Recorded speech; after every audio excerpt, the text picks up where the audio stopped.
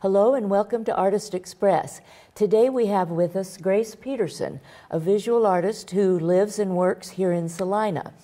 Grace, I actually know you already and actually own a piece of your work. So I have the advantage. Thank you for your patronage. I have the advantage over maybe some of the viewers. One story I would love to have you share is how you came to focus on sculpture rather than painting. Oh, okay. Well, that was a journey, as all these things are, but I actually was getting my degree in drawing and painting.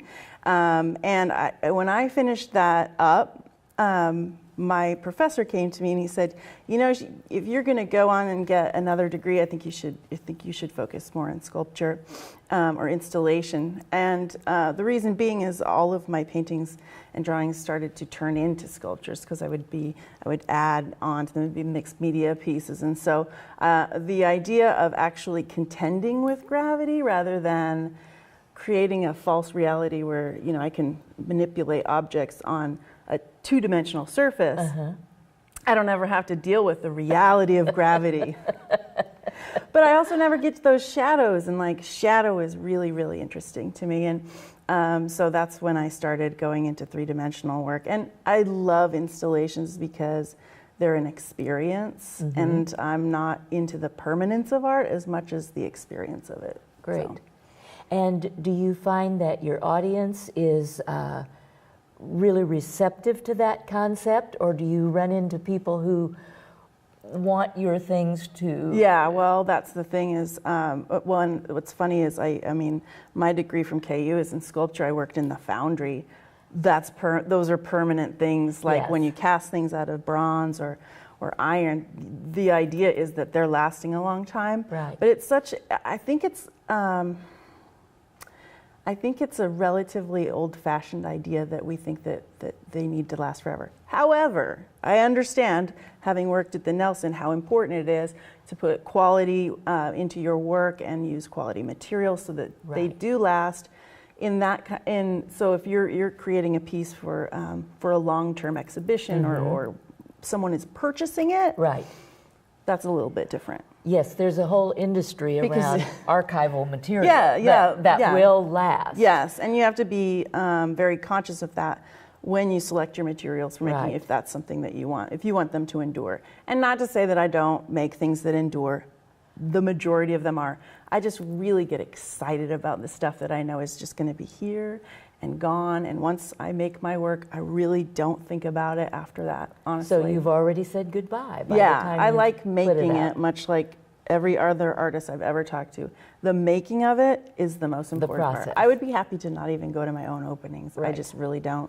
It's not my thing. So, you know that. You've seen me at my opening. Yes, I have. It's an exercise in awkwardness. Well, now, I believe right now you have an installation here in town that our viewers can go see if they would like to. Can you talk a little bit about that? Yeah, so I am a little bit of a Pinterest junkie, and I have been really interested in street art for a long time, again, because of the experience and the way it affects our built environment and how we move through it and how we feel about it. So I have been interested in lots of different kinds of forms of public art. And so one of them has been, you know, these artists that go in at a kind of guerrilla style, and they'll paint a utility box to look like something like a Rubik's Cube or something, and I just find that so fascinating. So I kind of started looking around, and I saw these artists making work out of tape. When I was in college, we used painter's tape to create some impermanent decoration on our wall, and I was like, you know, I really think that's interesting, and maybe I can take one of my drawings and put it on tape. So I started out thinking about it like that. I ordered all my tape. I got my tape. I tried it on the wall. It was fine. I went to take it off, and it was black. I mean, black on the wall, and so a residue. So it was sticky. more. It was as if as if the tape was still on the wall. That's how black it was. I was like, oh no, this is not going to do in the Stiefel. The renter's insurance would not work. So I quickly ordered something on Amazon that I knew would work, and it never came. Like the day of, I'm like, oh my gosh. So I run to the only place that sells, art supplies here, Hobby Lobby, and I bought every roll of solid color washi tape that they had, which is it's like a Japanese tape. Yes, I have some of that at home that I haven't put to use Yeah, yet. so I'm very much either an all color or monochromatic. There's not really an in between for Right. me, and so I was not thinking of this as being a colorful thing. And Katie England, God bless her, helped me with this. It was a new experience for the both of us, and we just kind of started measuring. We got both of our lasers, and we started putting it together, and it's just kind of started evolving, and it was a really fun experience, totally new, first time we'd ever done that, but she helped me with that installation, and I think it's really cool. It's different from anything I've ever done. And how long will it be up? I think it's going to be up through the end of August. Okay, and this coming Friday night is First Friday. So those of you out there who would like to see one of Grace's installations can go to First Friday to the Stiefel And Theater. I don't know. and see it. I don't know if they're going to be open on First Friday or not. Oh. It's possible that they're closed, but you can see it through the window. Sure. Okay. That And you sounds should buy a good. ticket to a show and go see it in person. Absolutely. Well, and I made it to a show this week, but I didn't make it in to look at the art, so I'll have to make another trip. Right, there you go. One of the things that I always think about myself and would like you to comment on, if you knew as an absolute certainty that no one would ever see your art except for you, would you still make it? Oh, I do, yeah. Nobody ever saw it before I put it out there. I was Right. making it. I've been making stuff my entire life. So, yeah, oh, absolutely. Because it's not like, I don't make it for other people. Right. Except for the pieces that I intend to sell to make money. Right. I mean, I do make those for other people, but I learned along the way that you don't necessarily skew things directly towards like, I know Connie likes red, and so I'm going to make it. You know what I mean? It's like, Yes. it has to come from me. The Right. most successful pieces do, and then it's like, you and I have a communion understanding of what this is, and you also appreciate it, right? So that's a little bit different. But I make some crazy stuff that people have never even seen, and it just makes me really happy to do so. Right. So It goes back to what you said about process. The fact of the making Yeah, itself yeah. is what motivates you. yes. How do some of your non-arts activities influence the work that you do? How do you incorporate the ideas and concepts that you run into in your everyday life that people might think have nothing to do with art? Oh, well, I mean, everything, I think you're probably the same way, and I know many other artists are, that whenever you go on vacation, whenever any place you are, there's this inspiration that comes out of everything, and sometimes it's good and sometimes it's bad. And my son and I we literally just got back from vacation yesterday, and I kept taking so many pictures of the most mundane, dumb things, and he just can't even understand it. I was like, no, this is a part of a process of thinking that, and I said, you're going to see this somewhere in the future in what I'm doing. And it might be just a glimmer of it, but it's got me thinking about something Yes. else. And so I think to be an artist is essentially you are looking at the world in a different way. Yeah. Just like my brother's in the FBI, and I have an uncle in Secret Service, my other brother's a cop. When we walk out into public, they see the situation in a completely different way than Oh, I do. my, yes. When we're in crowds or whatever, they're in a mode, and they are extremely observant of these different things. I'm like that, but not as, serious as they are, but really get drawn in by certain details of whatever's going on. And so. they do see things that we do not see, Yes. or interpret them Right, differently. and we just see Absolutely. things in a different way, Right. and that's kind of a cool thing as well. But I get information and inspiration from just about everything. Right. And can you talk a little bit more? You mentioned mixed media. Can you talk about some of the other media? We know about the tape now, and how you came to not use the kind that leaves black. But can you talk about some of the other materials that you use? Anything unexpected or things that people might already know about? We used to do, in school we would make molds and we would cast Rice Krispie treats into them. So you could eat your sculpture. So what did you make your molds out of? Our faces. We did life casting.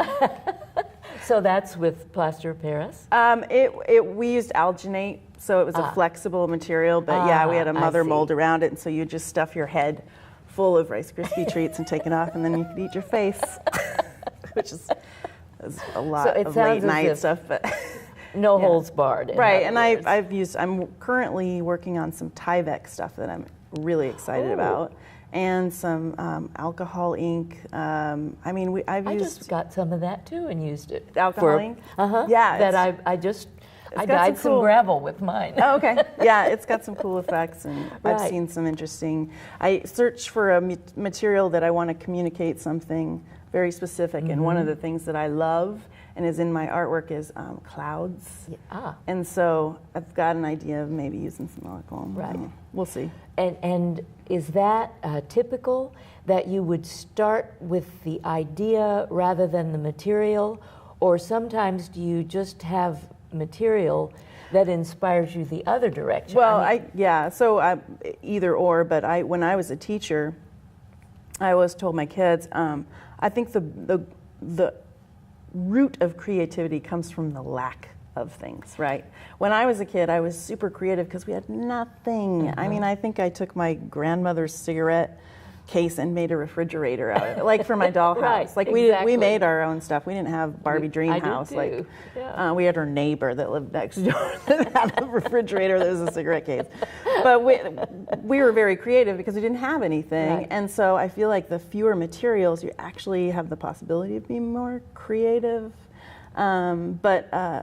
I saw some Tyvek and I just thought, wow, this is a material that's so enduring, and yet it's soft, and it can have some very fragile qualities to it. But it's kind of one of those interesting materials that you can do a lot with. You just haven't figured it out yet. Right. Yeah. So it encourages experimentation. Yeah. Oh yeah. Yeah. That one. Well, do you often collaborate with other artists? You mentioned Katie England, another Salina artist who worked with you on the tape project. Yeah.